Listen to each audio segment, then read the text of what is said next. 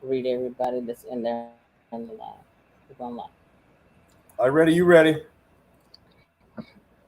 Hey, tonight I appreciate each and every one of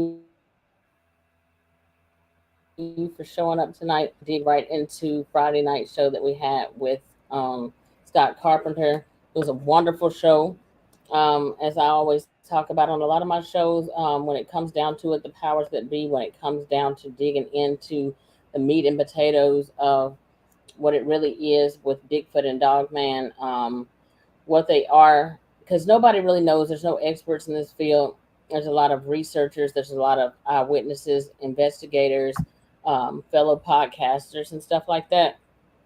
Everybody, whether you're an eyewitness, researcher, or whatever you are in this field, when it comes down to it, at the end of the day, we all have different theories and beliefs on what we believe these things are. Nobody's an expert. So, what I like to do on my show when it comes to discussing Bigfoot, Dogman, cryptids, the break, and everything else in between, whether we're talking about the Nephilim giants of the Bible or anything else, what I like to delve into is like I have my own belief. I believe personally that they are Nephilim or some type of interdimensional creature or being.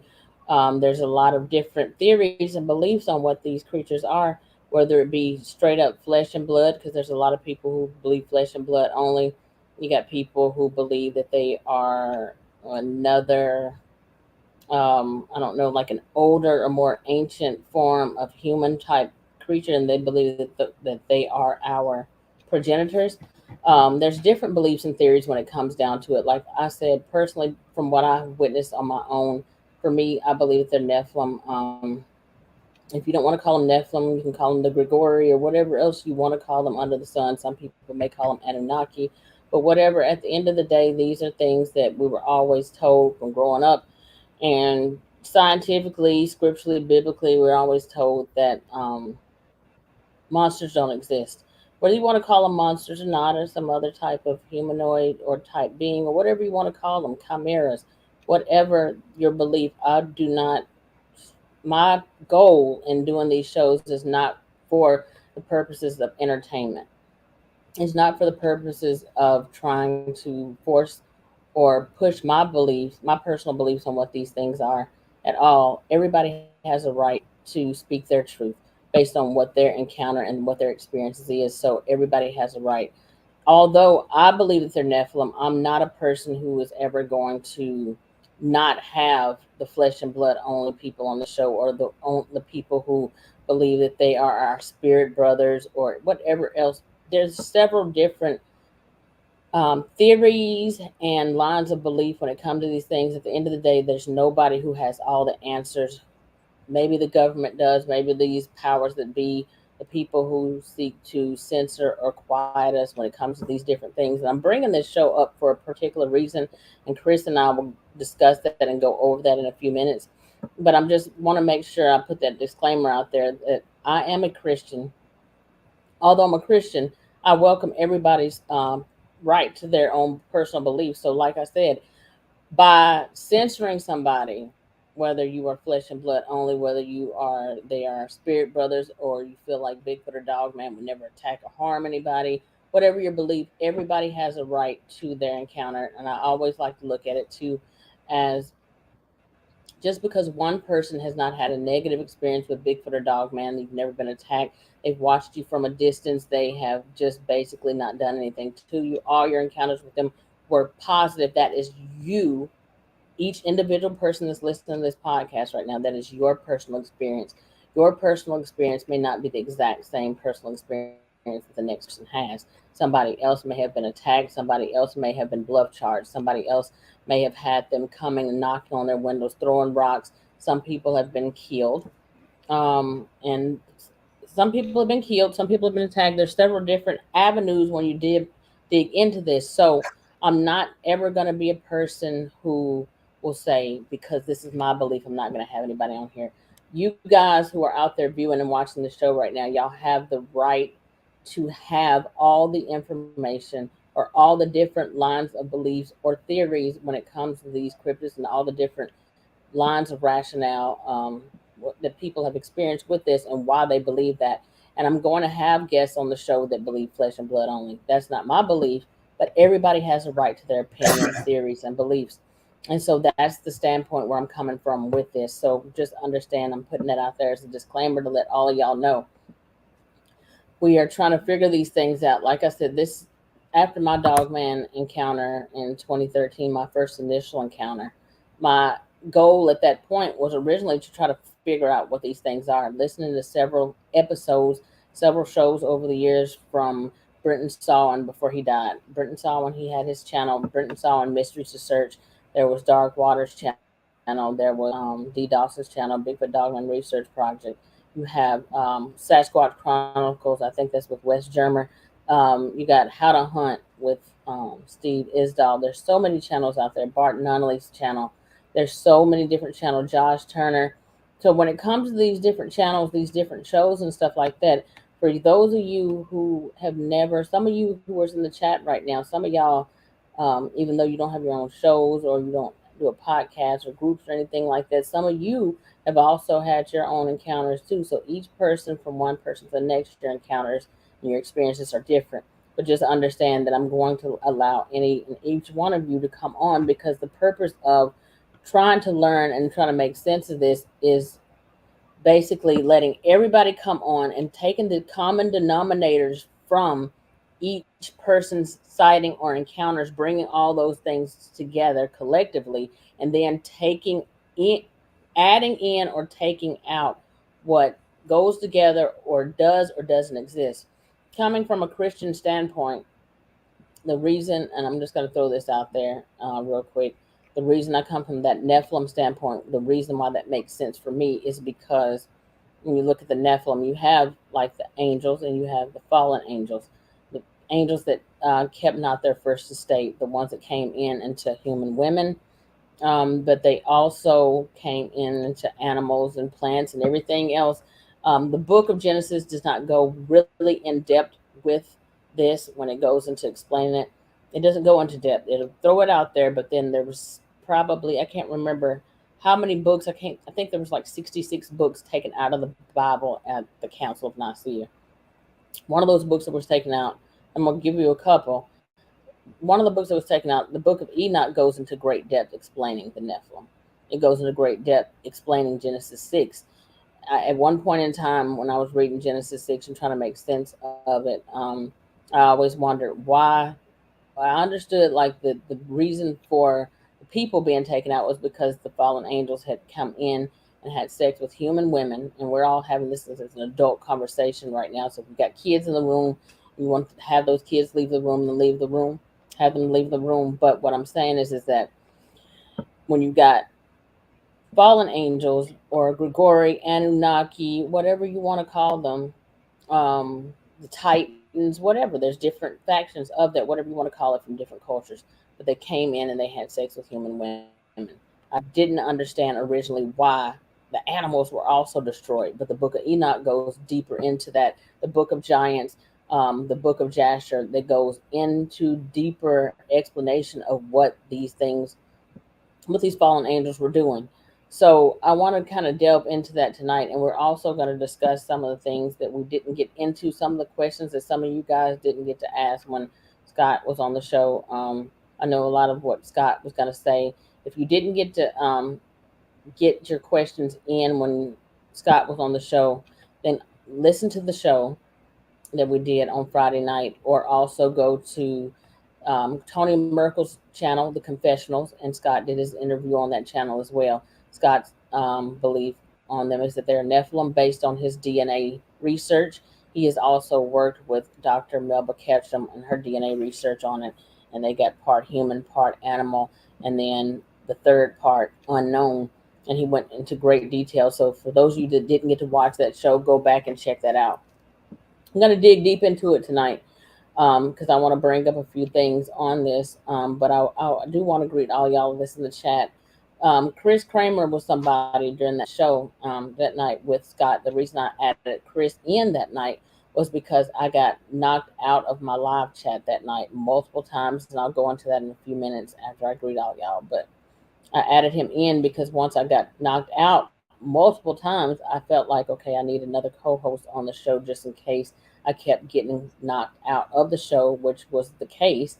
When I added Chris in, Chris got knocked out multiple times, and we're going to discuss that here shortly. But y'all stick around because y'all are in for a treat. Y'all are in for a good show tonight, and we're going to take y'all's questions. So this is basically a recap of Friday night show, and for Q&A also on what we're going to be discussing tonight. But I just want to greet all of y'all in here that have joined the chat. Thank each and every one of you for showing up. Bigfoot World Cryptids, the Paranormal Central Florida. Thank you for showing up tonight. I appreciate you. Thank you for showing up. Sugar Britches, that's one of my moderators. Sugar Britches, thank you for showing up tonight. I really appreciate your support.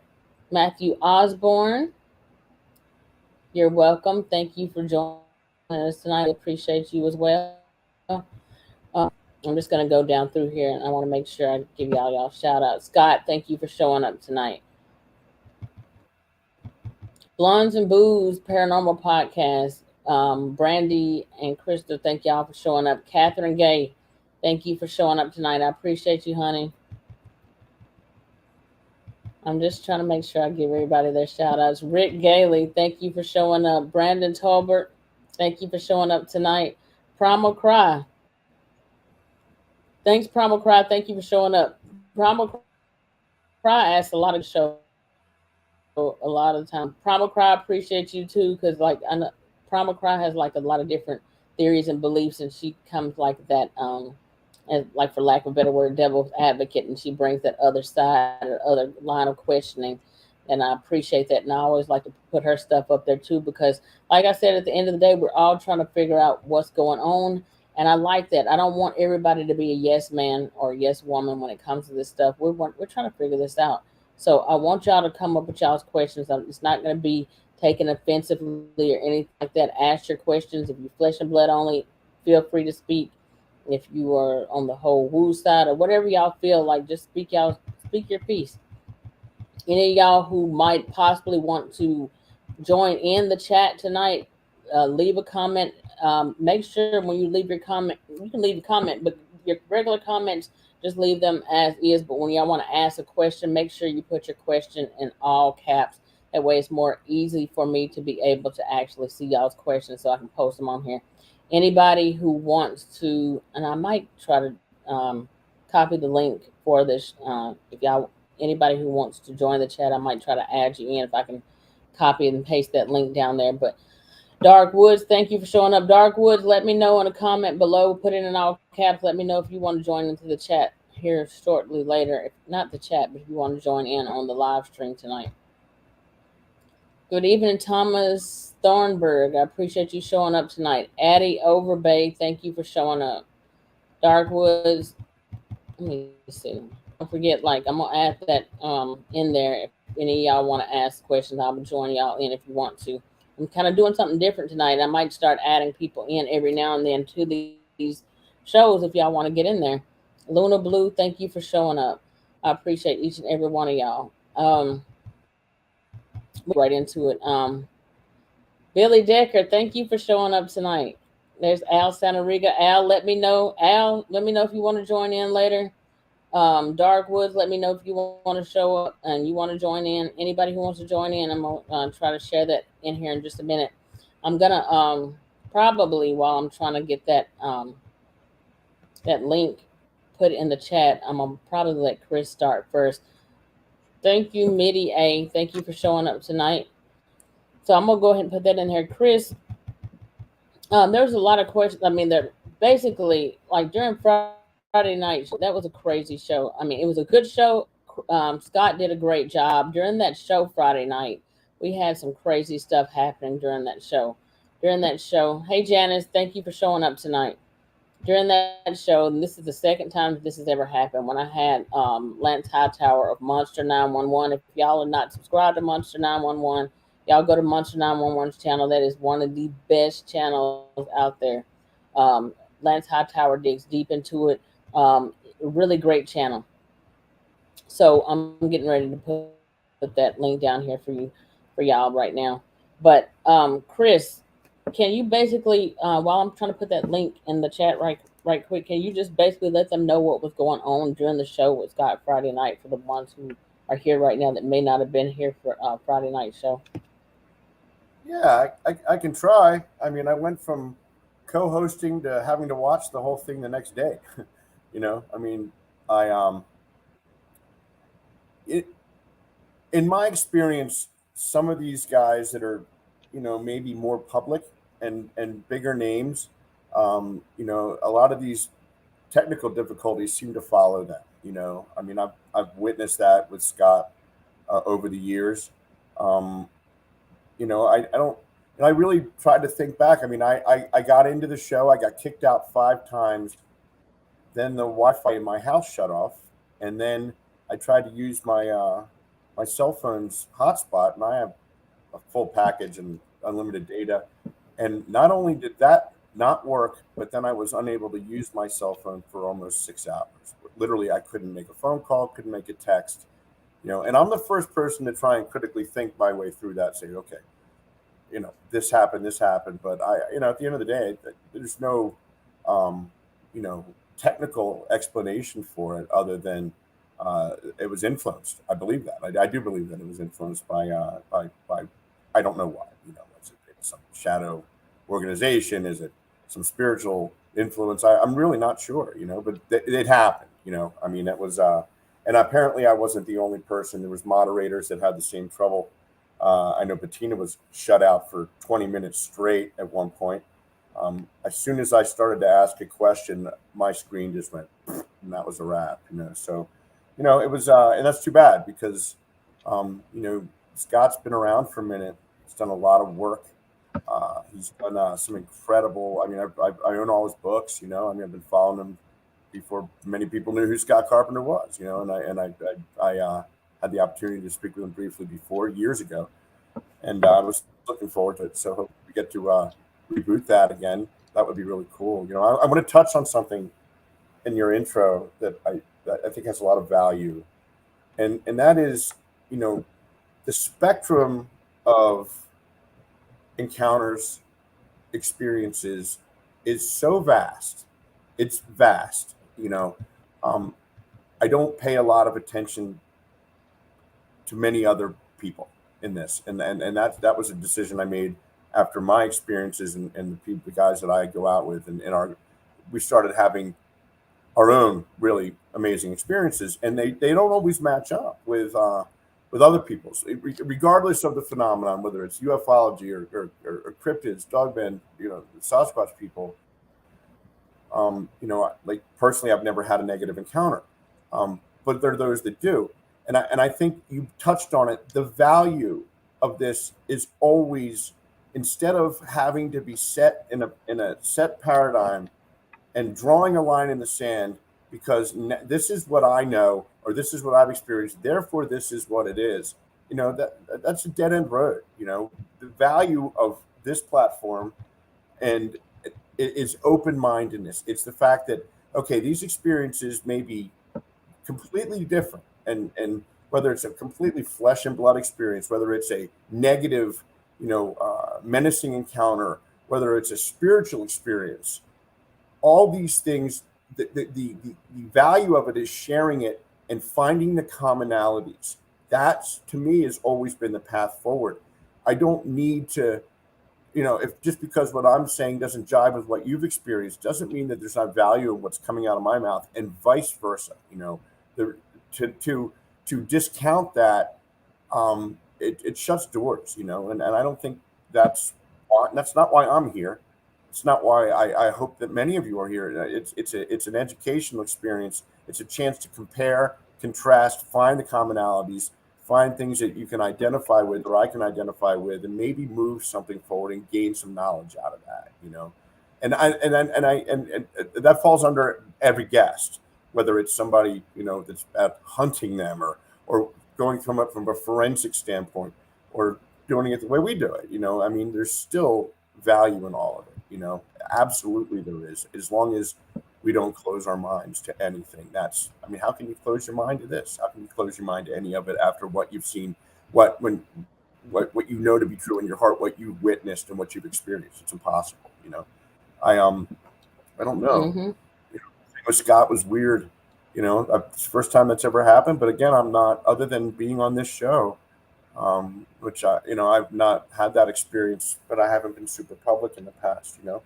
So that's where I'm at. And to go with what you were saying, it boils down to is somebody, a member of the group had asked, um, and asked me what software that I use, because some people, other channels or whatever, some other channels have not experienced this.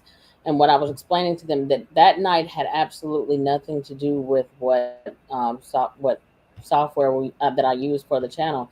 What it boils down to when it comes to different shows like this, when it boils down to different shows like this, what it boils down to, when you get shadow banned or when you get knocked off of your live, or when you have a hard time trying to get back in, it depends on what the subject matter that's being discussed. On that particular show with Scott Carpenter, we were talking about the DNA evidence that he had pulled up, proving that these things are, or in his, based on his evidence, because some may, further disagree or debate and say, well, how can you say it's Nephilim DNA just because it's unknown? How it's just not an unknown creature? And he went into that explanation. He was getting ready to go into that right at that time when I asked him. And I think some of this, when you get shadow banned or when you get knocked out of your live, a lot of the time it depends on what questions are being asked. The questions that are being asked, because I like to delve in deep. I don't just listen to something that somebody says and just leave it at that and then not try to take that a step further or go deeper in. I'm going to ask those questions, and I'm going to try as a Christian to bring it with biblical proof or biblical comparisons or whatever to kind of coincide with that. Scott is also a Christian. And so some of the things that he brought up, I felt like it was worthy of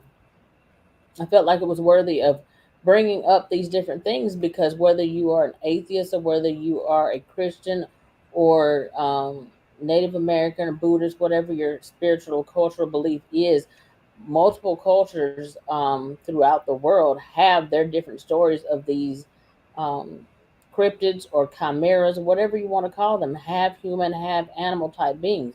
If you want to go back to the ancient Greek, they have the Minotaur, they have the Satyr. In the Bible, in Isaiah chapter 11, it talks about the Satyr, which we would call today goat man. So, like I said, for those of you who are not Christian, you can completely take that out. You don't even have to agree with what I'm saying spiritually or biblically on that standpoint. Regardless whether you agree with it on a Christian or biblical standpoint or not, that doesn't negate the fact that these things still exist and several cultures still have it. So completely taking out the Christian aspect of it, if you want to go to the ancient Greek or anything else, or ancient Egyptian, a lot of people say, well, the cryptid, that was somebody depicted in a mask. Well, why would you depict something like that in a mask? And if you did, I mean, that's fine too. It may be just that. It may just be somebody depicted in a mask, but people are usually depicting what they have seen. These things are in cave drawings or ancient hieroglyphs and all these different things. So these things have been seen for multiple generations. I think some of the explorers who came here, Chris, and you can go with me on this, or like if you know anything about this, but did not some of the explorers who came here, did they not see some of these things, these dog-headed men when they came here? You know, I Or mean, have you you got to heard go of that? back. I've heard.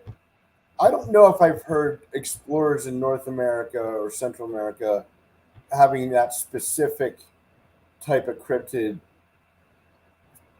as a dogman. But I mean, there's without a doubt there's stories of ancient mariners and down in Argentina and Patagonia seeing giants. So I mean there's context to that for sure. As far as the Nephilim, and I mean we've done a lot of discussion and talk on that aspect of this phenomena. And personally, I do believe that there is a biblical connection uh, to these things. However, I don't agree with 100% of what Scott says, but that has not been my experience. That has been his experience. So again, it comes back to that narrative mentality that I don't think that anybody, and I mean anybody, can say unequivocally that these things are Nephilim descended or not. I don't know. I still don't know. Like I've said, years later, I feel like I know less now than I did when I thought when I began. I think that Scott's work has so much value, and it checks a lot of boxes when we talk about a biblical narrative. It checks a lot of boxes through Genesis, through the Book of Enoch, through the Anunnaki, the Sumerian text, the Sumerian tablets. I mean, it's hard not to look at those things and create that narrative and say, okay, all roads point to this. They do. However, that is not everyone else's experience.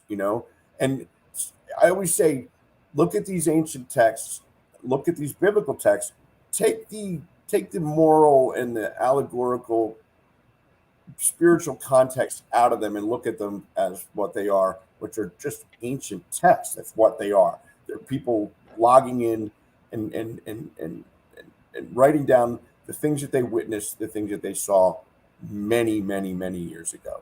Look, that's what I look at it as. Do I read the Bible? I do. I find value in it. I find spiritual value in it, but it's not always. I still don't think anybody can say with absolute surety that across like I said, the broad spectrum of these cryptids, of these different types of entities that are obviously showing up in other people's experiences, that they can say with surety that that's what this is. That is not my experience. I believe this. I was like Scott Carpenter disciple until the experiences I had started to drift parallel but drift away from it. You know what I mean? So it made me question even that, which again checks the most boxes. It baffles me.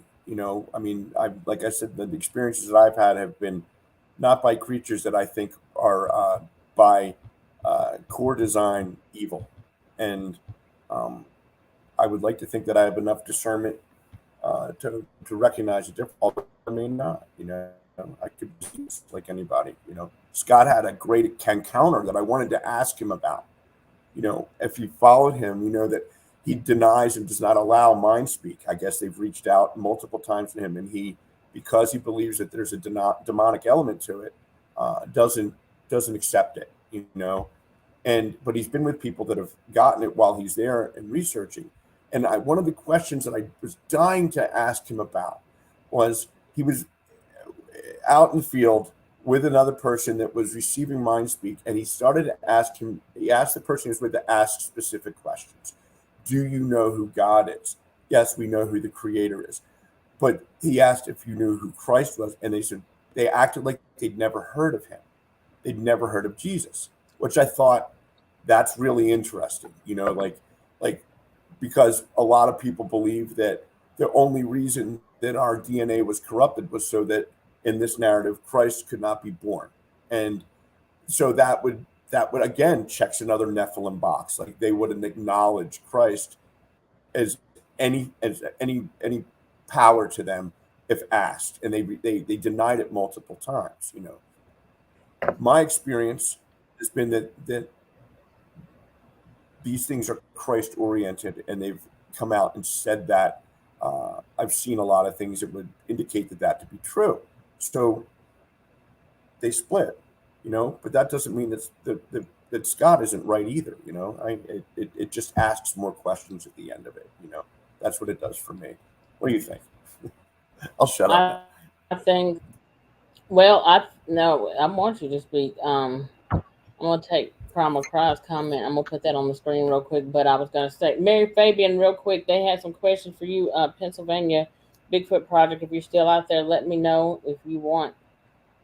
Let me know, Pennsylvania Bigfoot Project, if you want me to send you the link and you want to join in, because there's a few people in the chat that want to know. And for those of you who haven't watched the show, if Pennsylvania Bigfoot Project decides not to join us on the live, then go to my channel and check out the show. Let me go check real quick and see what episode that is. But go to my channel and check out the live shows. Mary's episode is episode 31.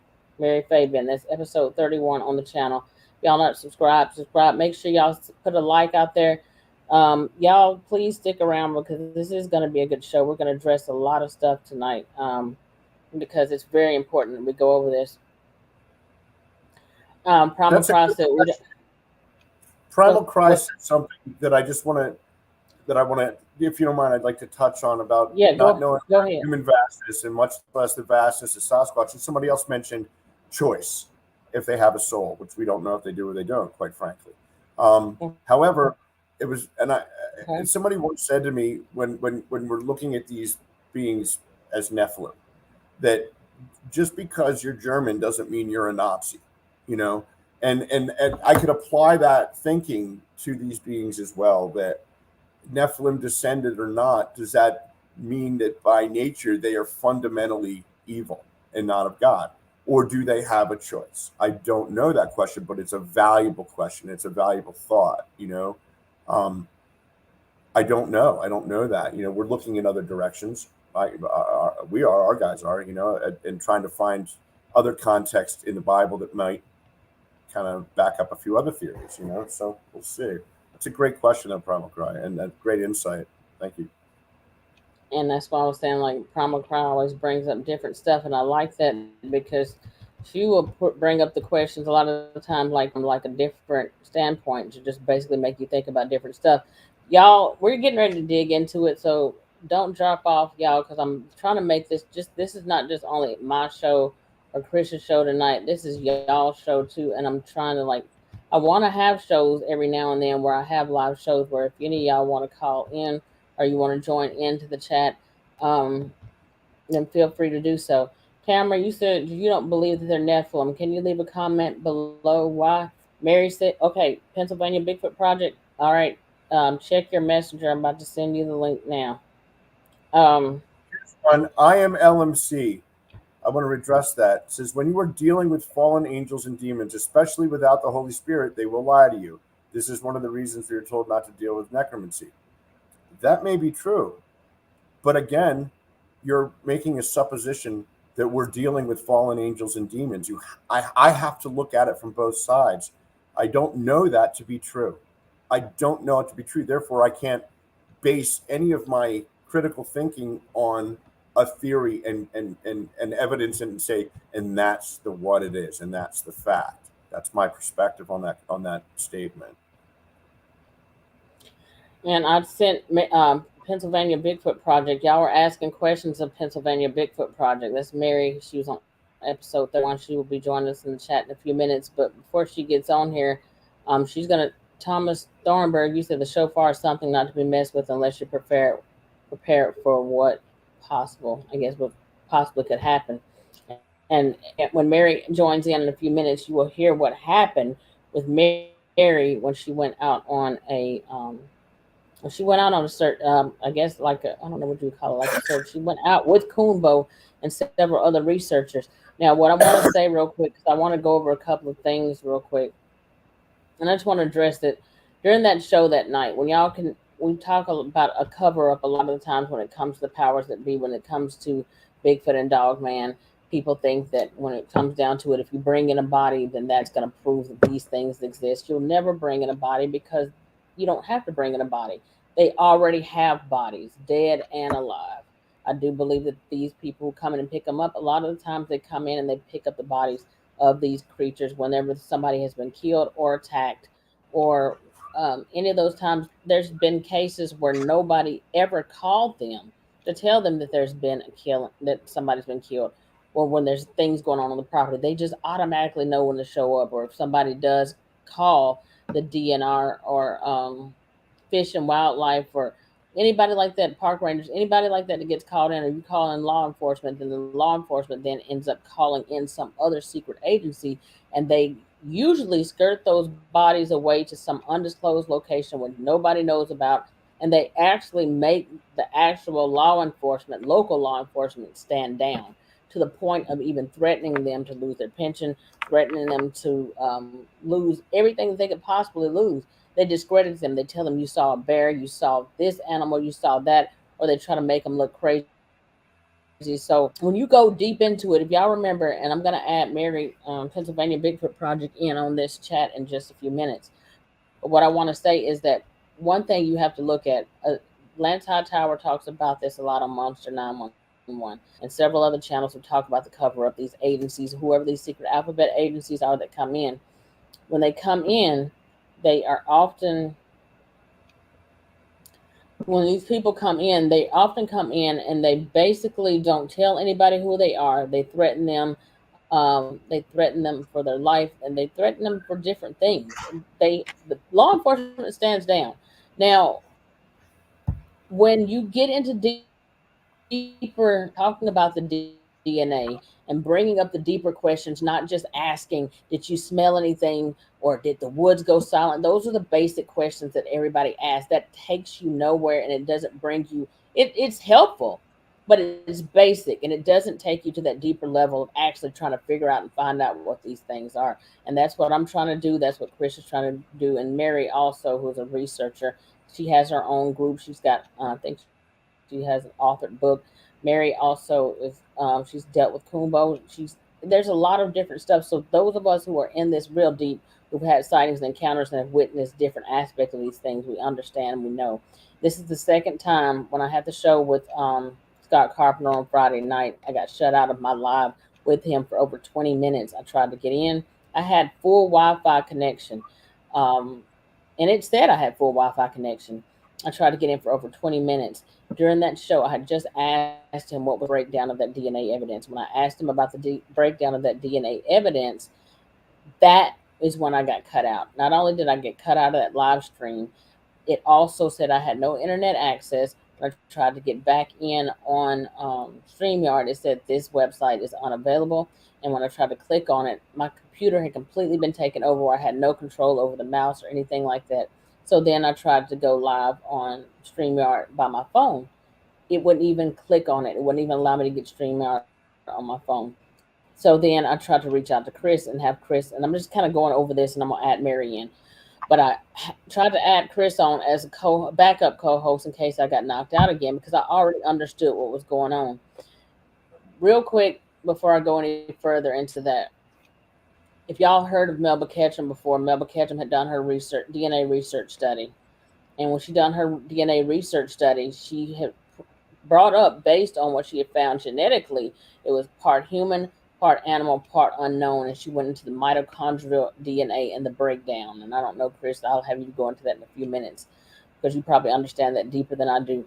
But the mitochondrial DNA, I think that's the female DNA that shows up. The mitochondrial DNA on the male side always came up like unknown.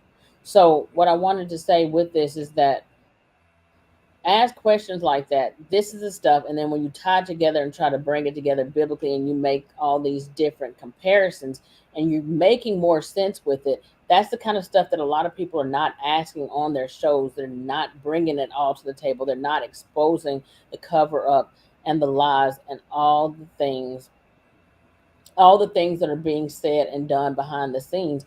This stuff is not being brought to the table. So when you get to bringing this up, and if y'all know Melba Ketchum, when she started doing this research, Chris, was she not discredited within the community, like the scientists or So, whatever it was? They didn't want it out there.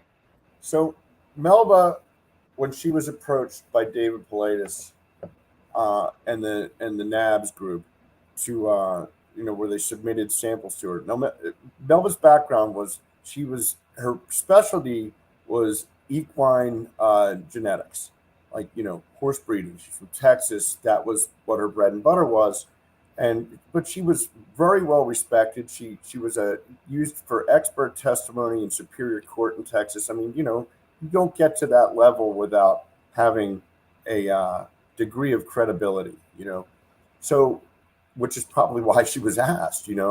So they told her what they believed they had, and she agreed to do it. And the way it worked out was, Scott talked about this the other day. She sent these samples, the good samples, out to three different privately owned laboratories, or I guess they were in college level, like Texas A&M and two other schools. They all came back with the same results without being told what they had. None of them were told what they believed these things were, right? So when they found out what it had, what they had, they refused to allow their work, which is in their providence, to be published. Um, Nobody wanted to attach a professional universal laboratory, university level laboratory, to anything that had anything to do with this topic, And so what they ended up doing was they purchased a defunct medical or science journal, and they published their own findings. So because they did that, it was very easy for anybody that wanted to discredit the group, Melba in particular, to discredit them and say, well, this wasn't an independent review. You published your own findings without an arbitrary, viewership of it, and anybody really going over it. And so that discredited it immediately, regardless of the fact that it was done above board. From that, Melba held a press conference.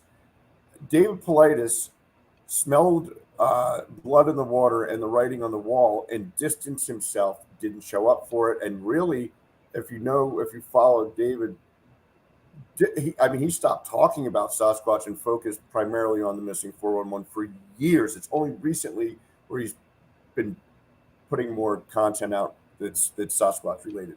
Melba, her career was, my understanding, and I've spoken to her, but not about this, was decimated. Like, it literally destroyed her credibility publicly, because she went completely against the public narrative, whatever that narrative is, which is either dismissal of the topic as lunacy, or maybe entertaining the idea in a laughing way that there's some sort of North American ape running around that nobody's ever been able to capture.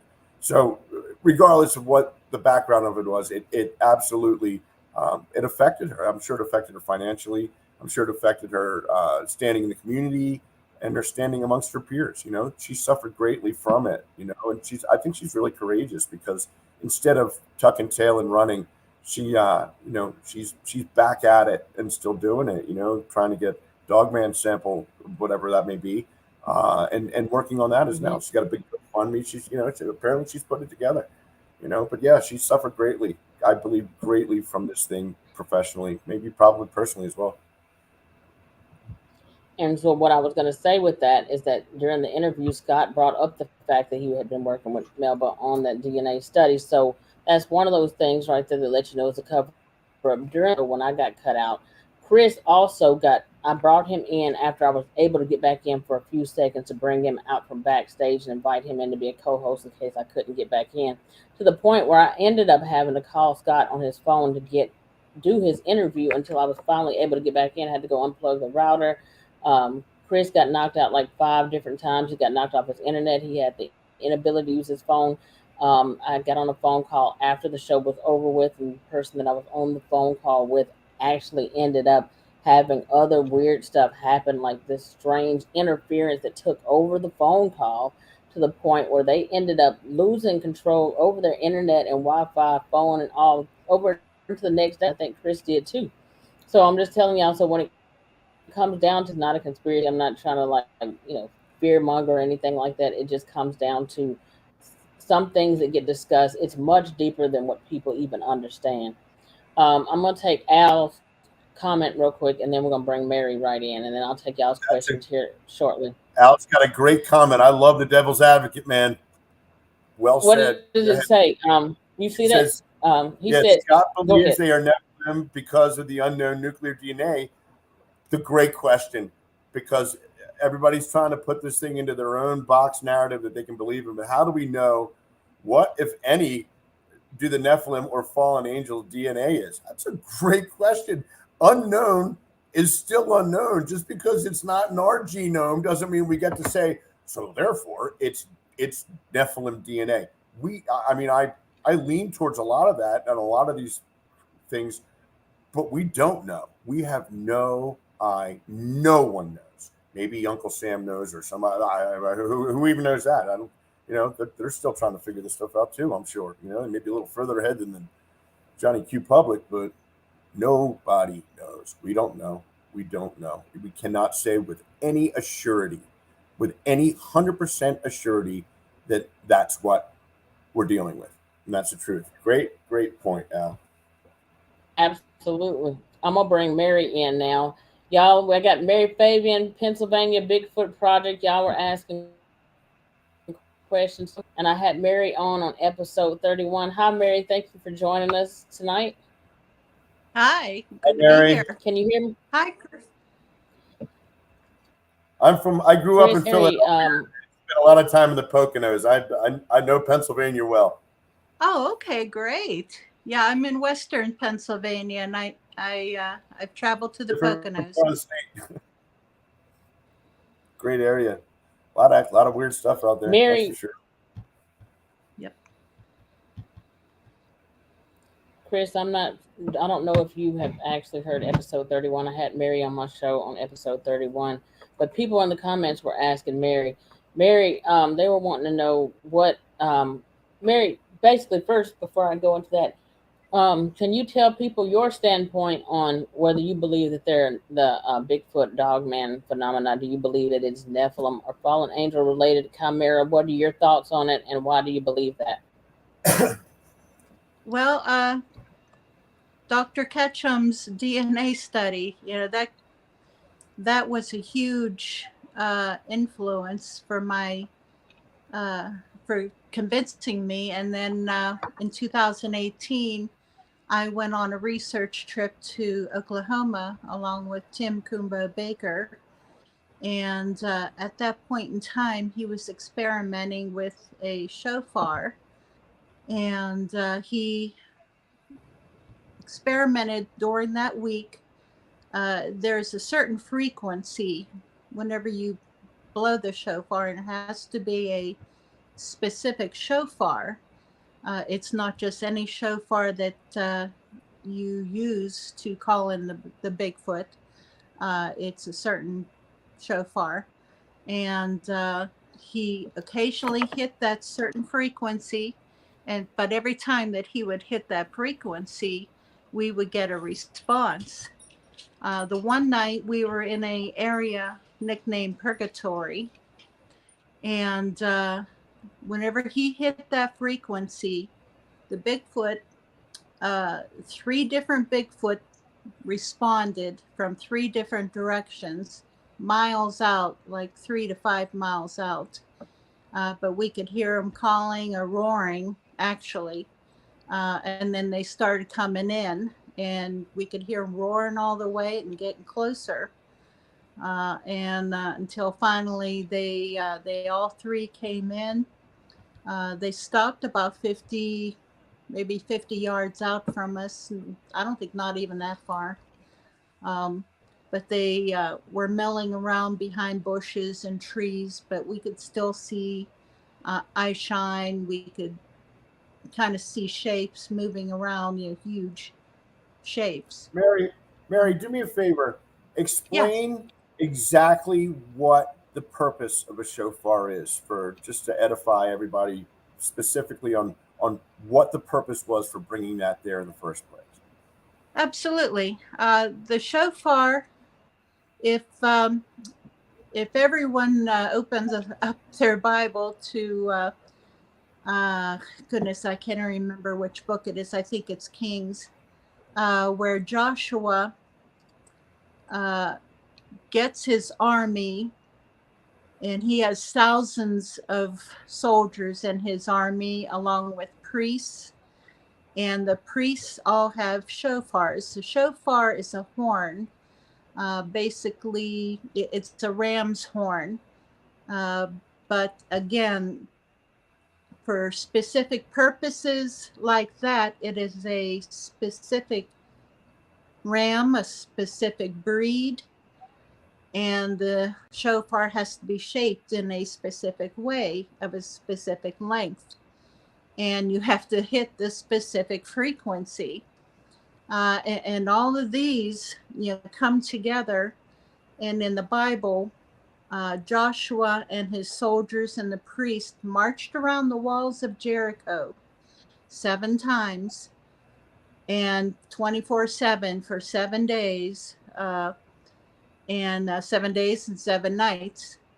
And eventually on that last day, the walls of Jericho came tumbling down. You know, if everyone remembers from their Bible school lessons. But there were experiments done with this shofar by a friend, and he let Kumbo know. And Kumbo, by I can't even say by chance, it was. I think that God led Tim, you know, to that shofar, or that shofar to Tim, uh, because again, you know, everything has to be just right, the right shofar at the right length, and the right ram. You know, everything, you know, has to be just very, very specific. And It's interesting how much frequency, sound, and vibration connects to this phenomenon. I mean, yes, it's not coincidental. You know, yeah. I mean, you can go down a lot of rabbit holes with that. You can go down the Tesla stuff. You can go down the portal stuff. You can go down so many different things. And I always find it fascinating that there is biblical context to what we're seeing now. yeah, Perhaps, you know, I mean, I don't say that with a surety, but I mean, like I said, it does check boxes again, and that checks another box. That's a great yeah. binder. Oh, it is. You know, it's Well, Mary, yeah, yeah. well, Mary, I was gonna say, can you go deeper and tell them like when those Sasquatch tribes came in? Can you tell them what was going on at that time? Like what y'all were doing? Like just break it all down. Like y'all were standing outside. Because I asked you a bunch of questions about it. Tell them everything that you told, like how weird that was, and how you felt like there was a deeper knowing there with those creatures, and it's like they were waiting for something. Can you go into all that? Certainly. Whenever we were on that trip, there were around 14 of us all together.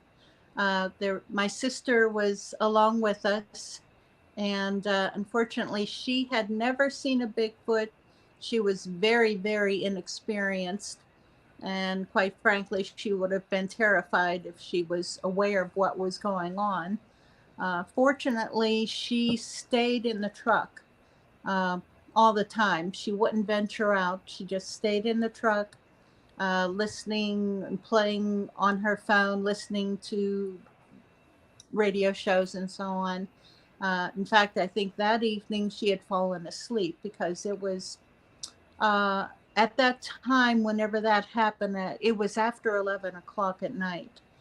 And yeah, pretty much guaranteed she was asleep in the truck. So she was totally oblivious to what was going on. But even so, I stayed close to the truck in order to, you know, I wanted to be a protection to her. You know, I don't know how much protection I would be, but hey, you know, give a second's delay. But yeah, everyone else was outside of the trucks, maybe, um, you know, maybe 20. I don't think any of us were any further out than maybe 20 yards from all of the trucks, and there were a total of about 7 trucks there with, you know, carrying everyone. And what happened A lot was, of people. like I said, I'm sorry, go ahead, Chris. I said that's a lot of people. It I, was, yeah, we had a pretty good group there. Everyone except for my sister, you know, we're all experienced researchers. And you know, we stood around and listening and experiencing this, you know, looking out, you know, as to what, and waiting on, you know, okay, what are the Bigfoot going to do? You know, it's just about everyone was armed. And there's what my dog. happened was we waited a probably a good 15 minutes, maybe to a half an hour, you know, with this going on, just waiting. And all of a sudden, you know, the Bigfoot, they just stopped, and then eventually they went away. Nothing happened. And my impression uh, of what was going on once they came in on us was that, okay, they were there, They were waiting for something else. They were waiting for another signal, for something else to happen, perhaps another blow on the horn, on the shofar, of a different frequency, another, who Mm-hmm. knows? I really don't know. But that kind of was the feeling that I got, and they just went away, and everything was clear.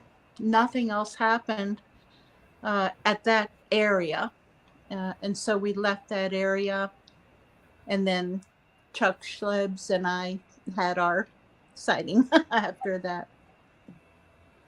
Just enough, just enough knowledge and and have no idea what you're doing with it to be dangerous. Like you Oh said, yes, if there, you don't perhaps don't know what you're causing when you do that. right. You're looking for a response, but you may not want that response. Who E- knows? Who knows? exactly. That, and that's the same with That was a every little, that was a researcher. little Whenever you reckless, go out, actually. yeah. Yeah, whenever you go out as a researcher, no matter what, if you're, knocking on trees or doing whoops and so on in different calls, you have no idea what response you're going to get and what mood that Bigfoot is going to be in whenever if they come in on you.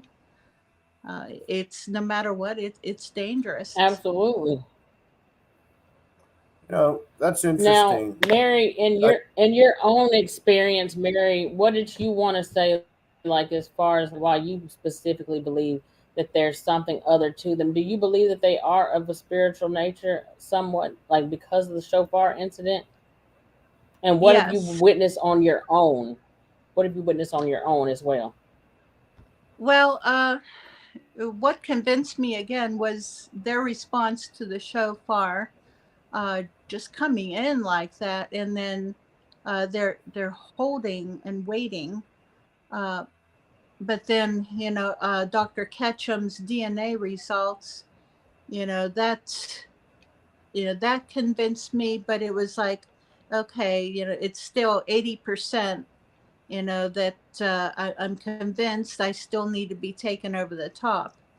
And the incident with the shofar, brought me all the way up to just about 99%. There's still that 1%, of there has to okay, be. something else. There has to be. I Oh mean, yeah, my experiences um, have been of an opposite nature. I mean, we've been at the same place for a long time, and you know, we've had a lot of communication. There's mind speak involved. There's a degree of back and forth that's really astounding, quite frankly. And you know, the the the ones, the forest people that I've interacted with are, for lack of a better term, Christ oriented. And that sounds a bit much for a lot of people. It was a bit much for me because I didn't go into that with that mindset at all. And I've just seen too much of it, from healings to uh, being told to testify faith, things of that nature. So again, the range of experiences is so different. It really is. It fascinates me. And that's why, like you said, that 1%, I can't ever define my belief system 100% on any of it. Because I hear things like that.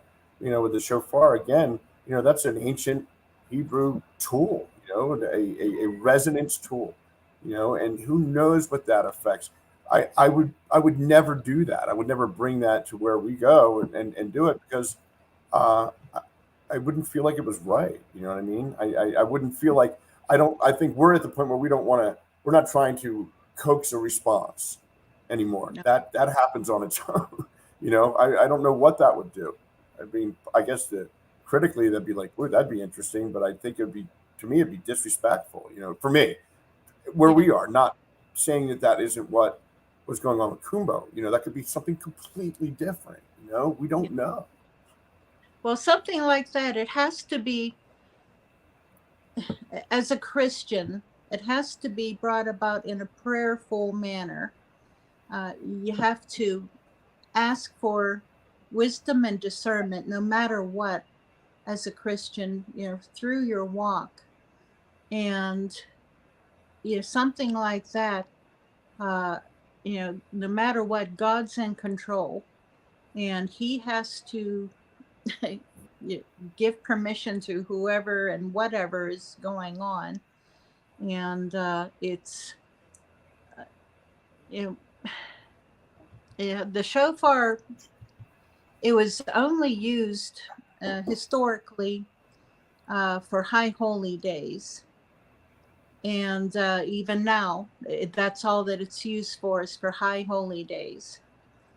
Coincidentally, whenever my husband and I married in 2004, the church that we were married in, as soon as we were pronounced husband and wife, two shofars were blown in the back of the church, and that was a shock to me.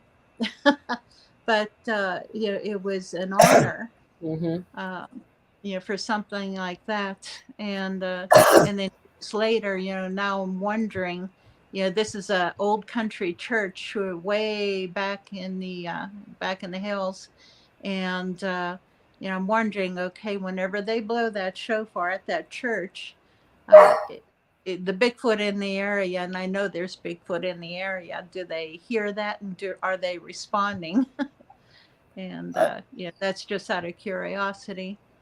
Michael But, Tellinger, on a lateral idea, noticed and started pointing out the fact that places of worship, places where people congregate, look at churches, for example, they have steeples.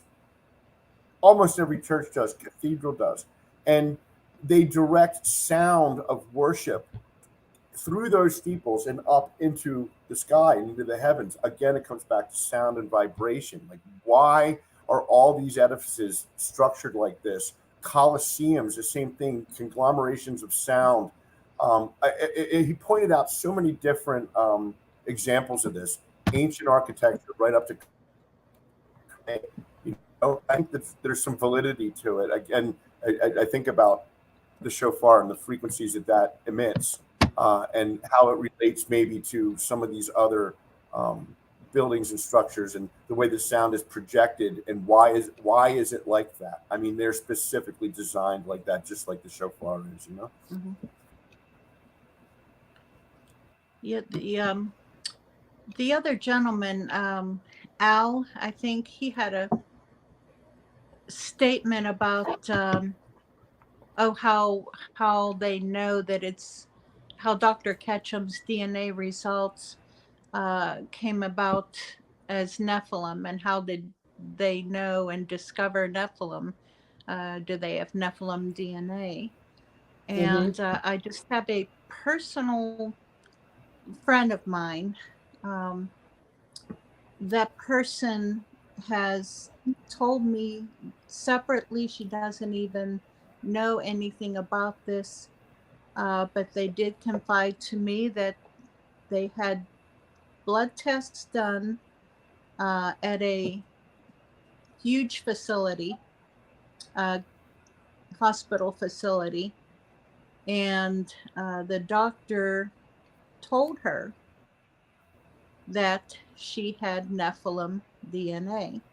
Now, she is Native American, First Nations descendant, along with Irish and a few other things, but she's 50%, at least 50% Native American.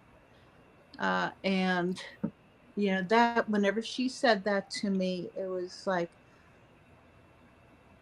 okay, now how did this facility know? So apparently the government does. That's what I was going to ask. That's all I can say. Can I trust this person? She has never lied to me. Well, that's interesting, and I wanted to bring that up too, Mary, because the fact that they said Nephilim DNA, and Chris had brought that And Al brought that question up earlier, and it's like, okay, so like I said before, a friend of mine had asked, how can you say that it's Nephilim DNA? Well, apparently, now when you talk about the Nephilim or the giants, you have cases in the last 10 years, 10 to 12 years, where they're talking about giants that they have found in stasis, or the giants below the Euphrates or in Antarctica, and I don't know how true that is, or what is it off of I forgot what that mountain is. Mount There's a St. mountain or Helens. whatever. Not Mountain St. Helens. It's another one. It'll come back to me in a few minutes. But they do have giants in stasis. The giant of Kandahar, if they took that body in. I don't know if that was the United States military that came in. L.A. Marzulli covered that story, and when he covered that story, L.A. Marzulli actually brought up the fact that some the soldiers that he actually interviewed had mentioned the fact that that body was taken in by like some helicopter that came in and took that body away. So if you look at those things, we don't know what the our governments of the world have access to. No. That we do know they've been in contact, from what we've been told, with aliens since, like, I don't know, probably back to the 50s, 60s, 70s, or 80s. I can't remember, it was Eisenhower, which they said, and I don't know if this is a conspiracy or if it's actually true, but they had made pacts or deals with the United States government in order to be able to abduct certain amounts of people or whatever, and do research studies, or take DNA or eggs or sperm and all this kind of stuff from people. But the United States government supposedly told them that they were allowed to do that, but they were not allowed to kill them, but that the aliens did not honor those pacts. Phil Schneider, that talked about the deep underground military bases, was talking about the different things that were underneath the ground in these deep underground military bases, like aliens and reptilians and all these other things that's under there.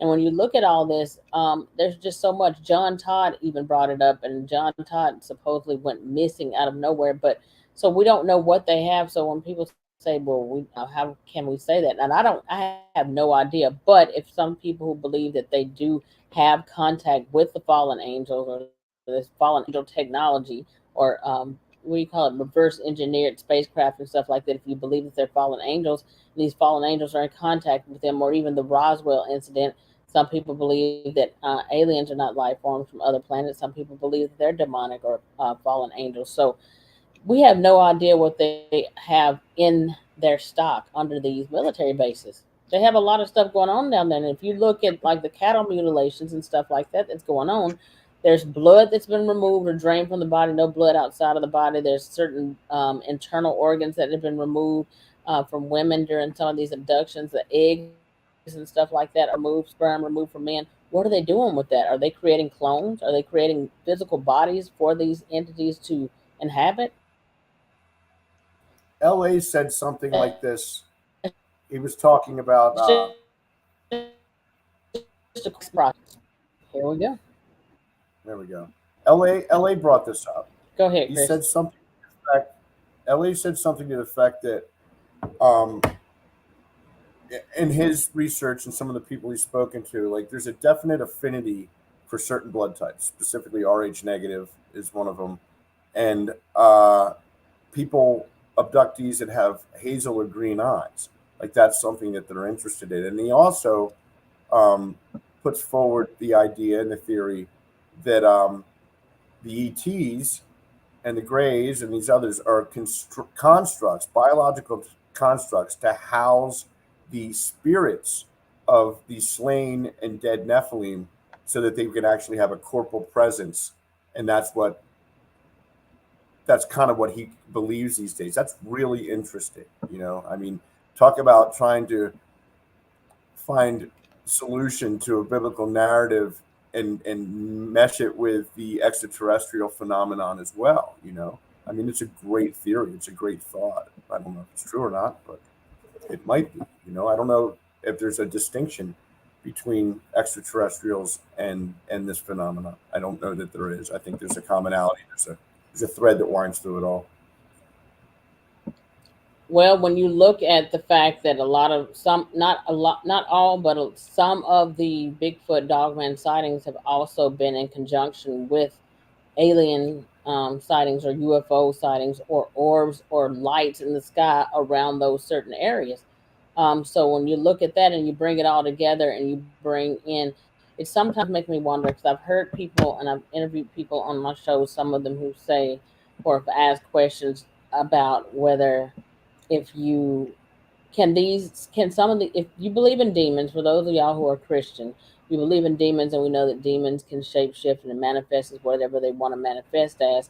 Are some of these demons or interdimensional beings or entities or whatever y'all want to call them, are some of them able to shapeshift or manifest themselves as whatever you are researching or whatever you're looking for? Because we do know that whether it comes down into paranormal researchers, people who are what do you call it, like ufologists, and Bigfoot dogman researchers. Sometimes these things follow you home, like Scott was talking about on the show, the hitchhiker effect. When they follow you home, then now you got paranormal activity in your home. And a lot of people who have had encounters with or sightings of Bigfoot or dogman have also witnessed or saw UFOs, orbs in their houses, all that kind of stuff. So when you look at all this is all paranormal activity, all related, and it to me that there's a common denominator there. It's of a spiritual nature for me, and for y'all that's listening. That I'm not trying to push my belief on y'all, and I have to reiterate that because some people, y'all think that people try. No, this is just my show, and this is what I feel. And like I said before, I will allow anybody to come on. Everybody has a right to tell their truth, and I will at some point have on the flesh and blood only believers. I'm going to have everybody on here because it does everybody a disservice to not allow each and every faction of belief system. You have to put all the information out there for people to be able to take in and digest. You make your own conclusion at the end of the day, but the only one for me personally that makes sense is the Nephilim or spiritual aspect of it because it covers everything. And for the ones who don't understand it and want to say, well, how does that cover everything? For me, it covers everything because I've heard people ask before, well, how can you say it's part fallen angels? Angels don't eat, angels don't do this or they don't do that. They don't, or what, there's one specific where they say, well, angels don't have sex. So, because the Bible says angels don't have sex like the angels in heaven. It said the angels in heaven don't have sex. Angels in heaven, the angels who left their first estate and left heaven and came into human women here on this earth, they left their estate. They went outside the will of God. They had sex with humans, animals, and whatever else in between. So they are not angels in heaven. They are bound to this earth now. They're earthbound. So they are. So then, if you take that just alone, I'm just trying to break it down for people who don't. I'm just trying to get y'all to think on a deeper level because it's outside of just break the Bible down. Like it is a book. The Bible is a spiritual and supernatural book too. The Bible talks about dragons, unicorns, Leviathan. That's like a water dragon, a sea serpent.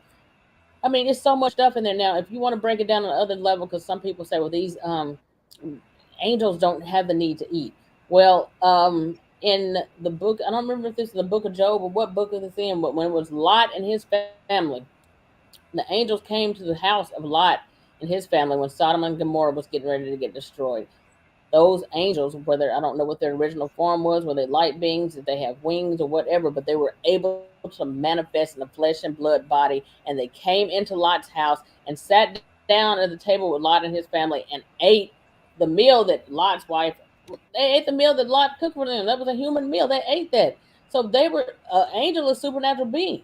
And at the same time, when they got ready to leave Lot's house that night and leave the house and go amongst all those people who were outside of Lot's house trying to break the doors to get in because the people they said that the men that were outside of Lot's house lusted after those angels. So they had a physical form. So they had a physical form enough that angels lusted after them. So they're seeing them in some type of human type form. They wanted to have sex with these angels in whatever form that they were in, a human form, I guess. And then they were able to wipe out tens or hundreds of thousands of people in one night, and that's supernatural. And at the same time, they ate a human meal. So when we say what's not in the Bible, what's in the Bible and what's not in the Bible, you got to take into account that there's a lot of supernatural stuff in the Bible that we don't call what we would call it today. Like today, well, we call it paranormal, we call it supernatural. The Bible didn't call it anything; it just called it as it was. It just said they wiped out all these people, and also it says they came in there and ate with them. Spiritual, supernatural beings. These were not. Now I will say this, and I'll leave it alone, and I'll let y'all get in on it. At that moment, those were angels of God that came down there to do God's will. But at that moment, those angels were not in heaven. I'm not saying they were fallen angels, but they were not in heaven. They were on earth. So if they were on earth and they ate while they were on earth. If they've been in heaven, then they don't have the need to eat. So I'm just putting that out there. Does that make sense? You know what, Bettina?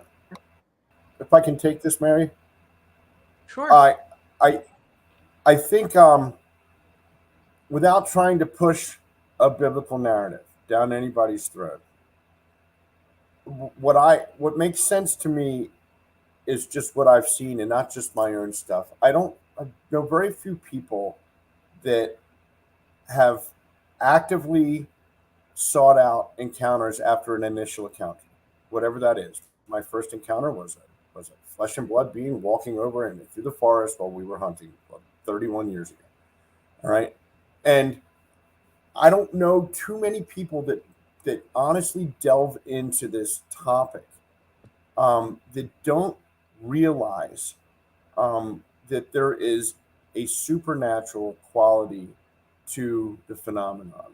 They may not start out that way, and I don't want to pigeonhole anybody, but I truly believe that if you've been around this for any distinctive period of time and you're clinging to the corporal flesh and blood narrative, I would have to ask myself why.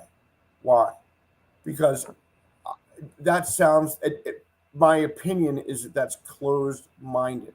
Now perhaps you haven't had the experiences that would change that perception, but the testimony of so many genuine experiencers and researchers would seem to indicate otherwise.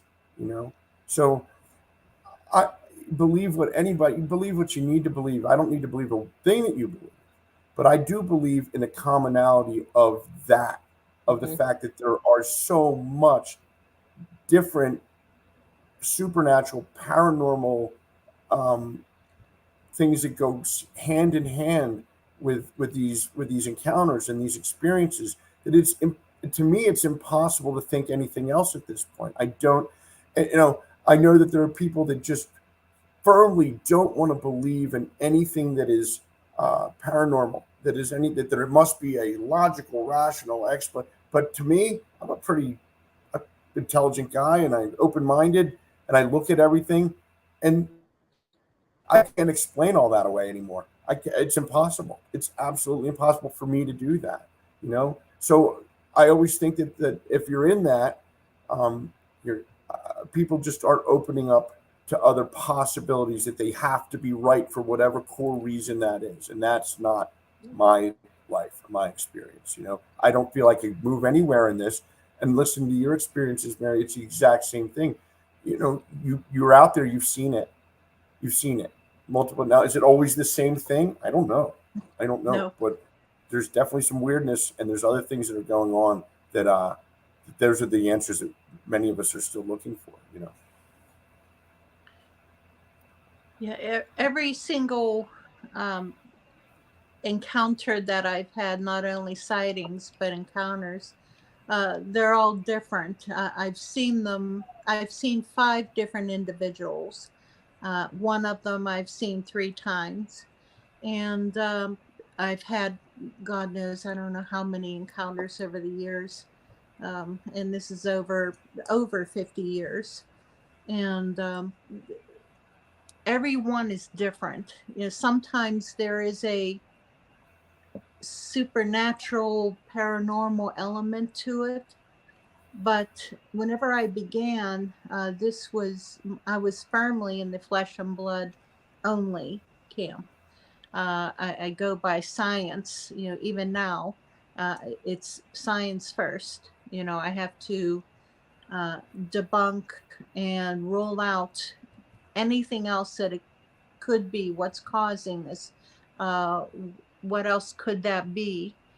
and it's always break it down to the elements, uh, that I have to do, for my own logic, for my own sanity, I guess, until I come down to, okay, it's Bigfoot or something else, or it's definite Bigfoot whenever you see it, right there in front of you. But yeah, every so often that, like whenever I've seen orbs for the very first time, uh, about 2 months ago, I had to break that down, and that turned out to not be supernatural. It was a natural event, because there was a gas line nearby, where, after consulting with two specialists who work on the gas pipelines, they informed me that there is a pop off valve where gas is released. And that gas being released was causing these round balls of luminescence that we were seeing, multiple, like 40, 50 of them coming down, going through the woods, rolling down over a hill. But also in this area, there was Bigfoot activity. Um, Let me see, over 180 sheep were killed over a period of months and piled up in a mass, not even a grave, just piled up in a huge pile of carnage. And it was, that we were investigating that particular incident, and they were experiencing paranormal things, but they also reported the orbs. But my point is, you have to break it down. You have to look to see what else could be causing, besides supernatural, besides paranormal. And whenever you can't rule, whenever you've ruled out everything else, and you come down to, hey, this is demonic, this is biblical, this is God, this is Something Nephilim, else. something else. It I wanted to happens. bring up I am Ellen Spent said, are we capable of having more than two DNA strands? We get half of our chromosomes from our mother and the other half from our fathers. How is it possible to have three DNAs unless it was tampered with? What are y'all's thoughts on that? I've been following this woman, Mary or Mary. Go ahead. Crystal? Yeah, I've been following this woman on TikTok.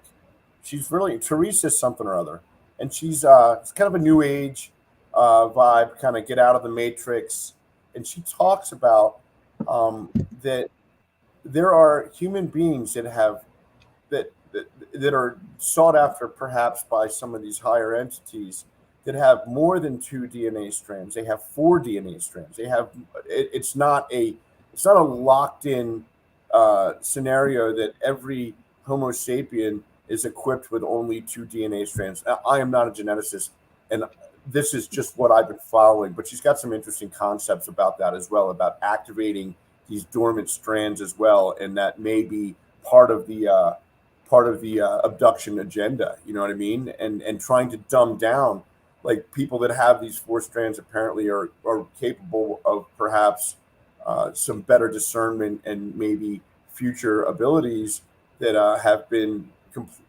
intentionally kind of made redundant within us. I don't know. It's an interesting thing. That's about what I know about it. I don't know much. Like I said, I'm not a geneticist, man. I'm a recovering alcoholic. A little bit of a difference. Yeah, like you, Well, I'm not a geneticist. I barely know anything about it, just very, very little. But what I've seen, experienced, and read, um, that there's a possibility that frequencies can also change your DNA. And it's possibly what they call, or a possibility of being tagged by Bigfoot. Whenever people say, "Oh, you've seen 5 Bigfoot, therefore, they must have tagged you in some way." Has my DNA been changed um, some way? I have no idea.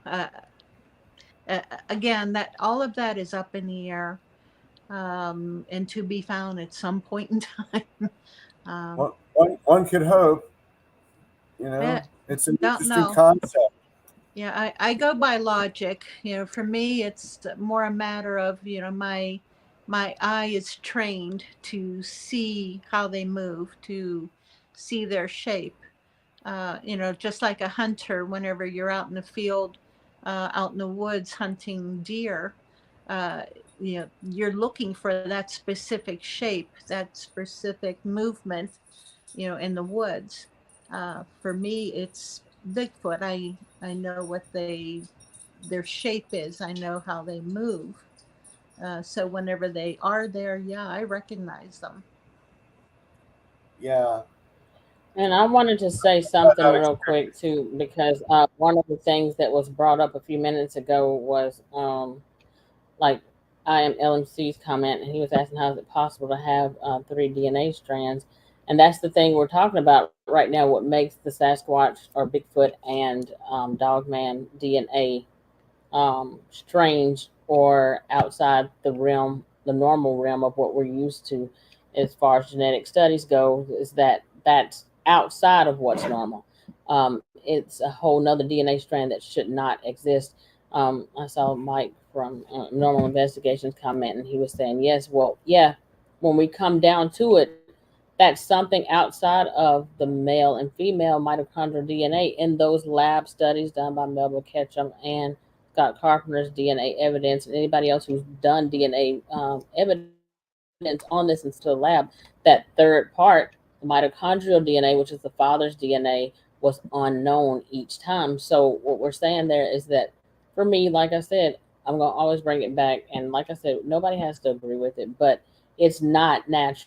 That's unnormal. So whether you want to think it's Nephilim DNA or fallen angel, the Bible does say that these things would come back again. It would be as the days of Noah were. And it also goes into talking about the Rephaim would be resurrected again. The Rephaim are the dead ones. That's the dead fallen angels, dead giants. So I'm just saying that there's a lot more than meets the eye. We don't understand all this stuff. We're just trying to make sense of it. Al said that Mhm. he has Rh negative blood. Do either one of y'all know anything about? I've heard about it, but what do y'all know about Rh negative blood? Because some people tie that with the Anunnaki. The only thing I know of is that there's enough abductee syndrome witnesses and survivors that one of the commonalities is that their blood is Rh negative, and often with hazel or green eyes. That's what I know. That's the extent of that having never been abducted, and I don't have Rh negative blood, but I know that seems to be something that is sought after for whatever reason. I'm Mm-hmm. RH positive, so sorry. I guess I'm left out. I'm happy to be left out. What are the normal? They say it's the abnormal blood types. Is it Rh negative? What are the supposed abnormal blood types? Less unique or more unique blood types. Rh negative is not as common. It's I know that. What's the other one? That's the universal one. Is it O positive, or Oh, yeah, that you yeah. can use to transfuse? Anybody can use that blood if you have O positive. Although if you have O positive, you yourself can only be transfused with O positive blood. So I mean, again, there's mysteries surrounding blood for that. We know what they are, but we don't know why they are. It's a good question. I'm sure So somehow y'all relates. Google that and just Google that and look it up deep when you get into that. That's a whole nother show in and of itself, and I might actually have some people on to come on the show to discuss that, because I don't. That's above my pay grade, and I don't have enough on that to be able to discuss that because I've never really got into it. Um, But let me just see. Chris or Mary, did y'all have anything else that y'all wanted? Oh, one other thing I wanted to bring up that we brought up on that show. Um, I'm ready for I dinner. wanted to bring. Okay, well, we can shut it down because it is actually we are at an hour and a half, y'all. I asked Chris on at the last minute. Chris, we'll pick up next time on the show on portals, and we'll go into that. I think me and Mary talked about this before too, and it is 9 o'clock, and I do have to run out as well because I gotta go grab something. I just got this puppy. Yeah. Let me introduce It's y'all to 10 the puppy o'clock real here. quick. It's my bedtime. Yes, my bedtime too. I gotta get up early, y'all. This is a new puppy. Hey, Aww. say hi to Oh, look everybody. at that guy. Girl, it's a female, right? Yes, this is Joy. Aww. I just wanted to introduce her because I lost Chloe back in January, and I got my little Yorkie, and she's down there sleeping on the floor, and I woke her up. But I just wanted y'all to see her. But y'all, thank y'all in the chat for showing up. I just did this pop up video for y'all tonight because I wanted to go over some stuff. Chris, if you need to say goodnight, you can go ahead and say goodnight, and I will talk to you later in the show. Good night, everybody. Mary, it was Anybody really who's nice out to there, meet you. Nice to meet you also, Chris. Awesome. Bettina, love you, kid. Good night, everybody. That was fun. And I'll give you a good call. night, Chris. And Mary, good night to you as well. Mary, I'm going to reach out to you again because I'm going to have you back on. I'm not going to hold y'all on here all night. I'm going to go too because I need to run out and go try to grab some stuff real quick for this dog for tomorrow. But thank y'all for showing up. Mary, I'm going to get back with you because I got more stuff to talk to you about anyway. And thank y'all All in the right. chat for showing up tonight. We appreciate y'all. Thank you, guys. Good night, Y'all all. have a good night.